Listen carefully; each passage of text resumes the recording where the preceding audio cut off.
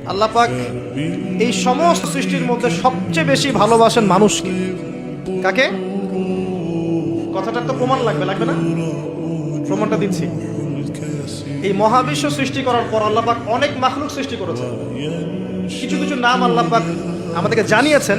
এমন অনেক মাখলুক আল্লাহর ছিল বা আছে, আমরা সেটা জানি না। আমরা জানি জিনদের কথা, তাই না? আমরা জানি ফেরেশতাদের কথা, তাই না? এই মহাবিশ্বে ফেরেশতারা আছে না? আমাদের এই পৃথিবীতে জিন জাতি আছে না? আছে। আর লক্ষ কোটি প্রজাতির মাখলুক তো আছে। এই সমস্ত মাখলুকের মধ্যে আল্লাহ পাক মানুষকে সবচেয়ে বেশি ভালোবাসে। কারণ আল্লাহ পাকের সবচেয়ে শ্রেষ্ঠ একটা সৃষ্টি আছে জান্নাত। কি নাম? জান্নাত। এর চেয়ে বড় কোনো নিয়ামত আছে? এই জান্নাত কাদের জন্য? মানুষের জন্য।